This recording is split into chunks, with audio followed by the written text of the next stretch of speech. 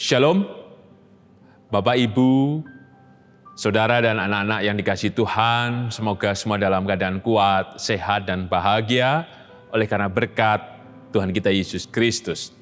Kita berjumpa kembali dalam Renungan Mingguan, Rabu 2 Juni 2021, yang kali ini didasarkan dari Kisah Para Rasul 2, ayat 41 sampai dengan 42. Sebelum kita bersama mendengarkan sabdanya, mari kita menyatukan hati di dalam doa. Bapa dalam sorga, kami mengucap syukur akan rahmat kasih dan cinta-Mu yang kekal yang telah memelihara kehidupan kami. Kami dilegakan, kami dikuatkan, kami ditolong. Sehingga apapun yang terjadi dalam kehidupan kami boleh terima dan kami boleh lalui. Dan semuanya kami yakin dalam berkat dan kuasa-Mu. Oleh karena itu, kami mengucap syukur ya Tuhan. Demikian sabda-Mu yang hendak kami renungkan bersama, biarlah Engkau yang hadir, membuka dan menjamah tubuh jiwa roh kami, supaya firman-Mu, yaitu kebenaran-Mu itu sendiri, berbicara dan menghidupi iman dan pengharapan kami. Mohon ampun atas setiap dosa pelanggaran kami ya Tuhan, dan kami percaya Engkau menguduskan dan melayakan, serta memberikan pengampunan itu kepada kami. Di dalam-Mu ya Tuhan Yesus, Sang sumber kehidupan dan keselamatan, kami naikkan doa ini dengan syukur dan percaya. Amin. Kisah Para Rasul 2, ayat 41 sampai dengan 42. Kisah Para Rasul 2, ayat 41 sampai dengan 42, mari kita renungkan bersama. Cara hidup jemaat yang pertama. Orang-orang yang menerima perkataannya itu memberi diri dibaptis, dan pada hari itu jumlah mereka bertambah kira-kira 3.000 jiwa. Mereka bertekun dalam pengajaran rasul-rasul dan dalam persekutuan. Dan mereka selalu berkumpul untuk memecahkan roti dan berdoa. Berbahagialah kita yang merenungkan sabda Tuhan, dan berbahagialah kita yang percaya. Haleluya. Amin. Bapak, Ibu, Saudara, dan anak-anak, tema Renungan Mingguan Rabu 2 Juni 2021 adalah memberi diri dan bertekun. Jika kita membaca teks ini, tentu ada bayangan atau ingatan kita kembali pada persekutuan yang awal di mana kita bergereja. Mungkin kita ingat di waktu masa muda, ketika semuanya masih begitu rapat sekali. Artinya relasi, kebersamaan, semua masih terjalin dengan baik. Semangat persekutuan, gotong royong, kebersamaan. Biasanya pada jemaat-jemaat yang awal begitu. Misalkan dulu GKJ Sarimulyo, saya yakin punya cerita sendiri. Dulu akrab, satu sama lain mengenal. Dan gotong royong, kalau ada apa-apa semua nyengkuyung, semua mendukung dan lain sebagainya. Sehingga kehangatan terpelihara, damai sejahtera dirasakan. Dan antar keluarga, saling menopang, saling berbagi. Bahkan mungkin sampai saat ini cerita itu masih dihidupi. Sekalipun di antara Bapak Ibu Saudara mungkin tidak lagi ada di Yogyakarta, tapi cerita-cerita itu masih ada. Dan kita merindukan suasana itu. Persis juga dalam kehidupan rumah tangga kita. Awal-awal semuanya baik, semuanya indah, dan semuanya membahagiakan. Teks yang kita renungkan disebutkan cara hidup jemaat yang pertama, menggambarkan sesuatu yang luar biasa. Tentu kita ingin masuk di dalam teks ini. Bagaimana tidak? Ada 3.000 orang yang berkumpul, bertekun, membangun persekutuan yang manis, dan berdoa bersama, memecahkan roti sambil berbagi. Ini luar biasa. Lalu pertanyaannya, apakah kita bisa masuk kembali dalam suasana itu? Padahal situasi terus berubah, Ada kompleksitas persoalan yang begitu rumit, yang kadang membuat kita semakin berpikir, membuat kita tidak tenang, membuat kita tidak bahagia. Apakah kita bisa mengembalikan itu? Maka teks ini, mari kita renungkan kembali. Bahwa ini bukan hanya model yang di awal saja dalam kehidupan spiritual kita atau persekutuan kita. Khususnya di GKJ Sarimulyo. Tidak demikian. Bukan hanya model yang pertama dan awal untuk kehidupan rumah tangga kita, tidak. Tetapi menjadi model yang terus menerus bahkan sampai sekarang dan ke depan untuk kehidupan persekutuan di GKJ Sarimulyo dan kehidupan keluarga kita. Kemarin dalam renungan Jumat 28 Mei 2021 temanya adalah percaya, bersandar, dan patuh. Ini kelanjutan. Renungan mingguan Rabu 2 Juni ini kelanjutan dari tema kemarin. Tema hari ini, membuka diri dan bertekun. Seperti apa yang digambarkan membuka diri? Membuka diri tentu dimulai dengan pendengaran. Membuka diri dengan hati yang tulus dan murni. Mengeluarkan semua hal-hal yang tidak baik, prasangka dan semuanya.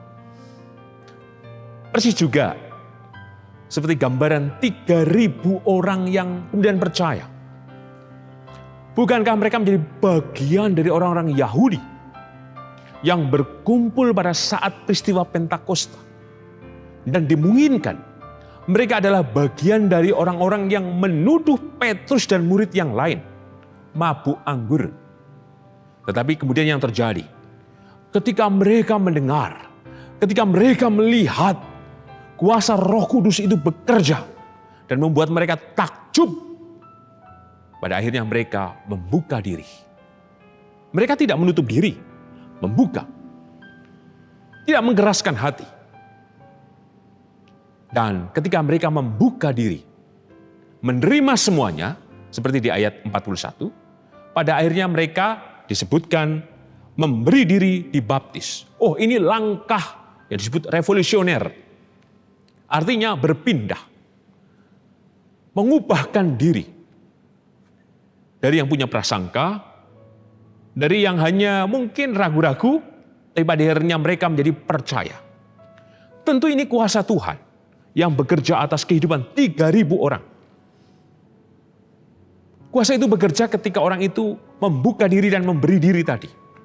Sehingga mereka kemudian menerima tanda baptis. Tanda baptis di dalam nama, di dalam kuasa Bapa, Anak, dan Roh Kudus. Maka inilah pesan yang pertama bagi kita bersama. Mari kita lanjutkan kehidupan kita untuk menerima dan membuka diri. Disebutkan bahkan memberi diri. Ada pengorbanan diri untuk terus kemudian mendengarkan, untuk terus melakukan, untuk terus berusaha dengan sungguh-sungguh. Melakukan semua yang Tuhan nyatakan. Dan yakinlah, sekalipun mungkin saja, apa bisa ya keluarga kita menjadi keluarga yang bahagia kembali? Apa bisa ya bahwa gereja itu senantiasa diperbarui dan kembali pada suasana seperti dulu? Artinya ada damai sejahtera, persekutuan yang indah, persekutuan yang manis. Oh, tentu bisa. Syaratnya jelas, masing-masing kita yang sudah dibaptis memberi diri. Artinya apa? Menundukkan dalam kerendahan hati kepada Kristus Tuhan yang menyelamatkan kita. Bukan kemudian patuh pada keegoan diri kita yang seringkali justru merusak kehidupan bersama.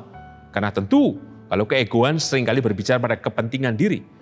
Memberi diri artinya merendahkan hati, melihat semua, menggali semua, dan menerjemahkan semua untuk mengubahkan diri, mau diberi kuasa di dalam nama Bapa, Anak, dan Roh Kudus.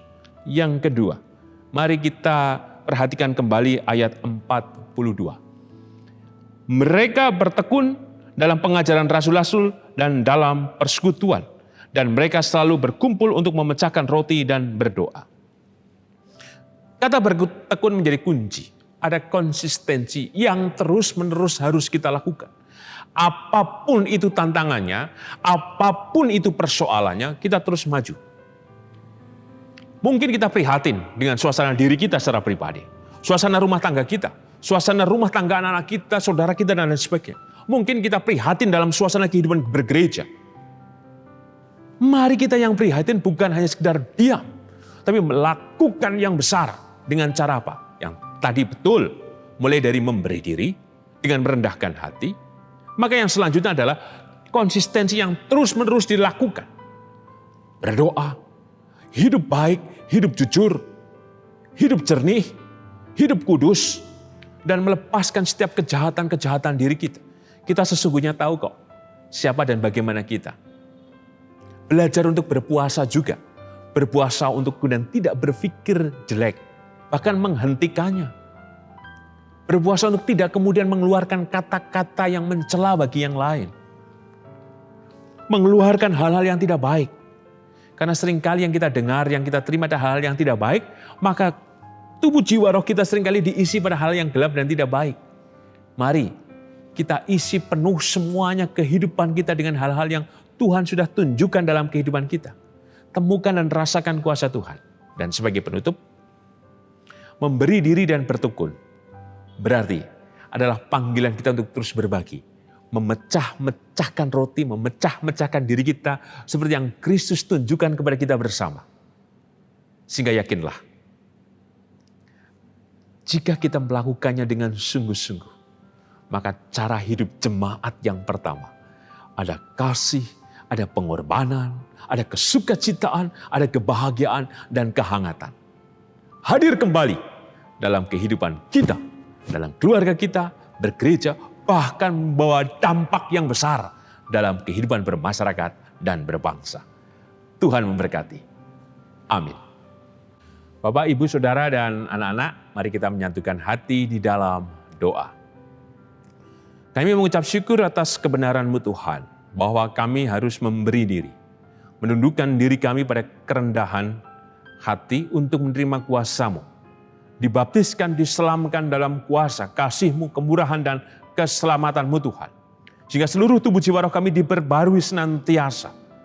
Dan itulah yang kiranya memampukan kami untuk terus bertekun dalam segala hal. Bersama dengan keluarga kami, bersama dengan sahabat kami, bersama dalam persekutuan GKJ Sarimulyo, bersama dalam kehidupan bersama dengan masyarakat yang lain. Oleh karena itu, tolonglah kami Tuhan. Biarlah sempurnalah kasih-Mu dalam kehidupan kami, sehingga cara hidup jemaat yang mula-mula benar terjadi atas seluruh hidup kami bersama dengan keluarga kami dan bersama dalam kehidupan bergereja dan menyeluruh bersama dengan masyarakat.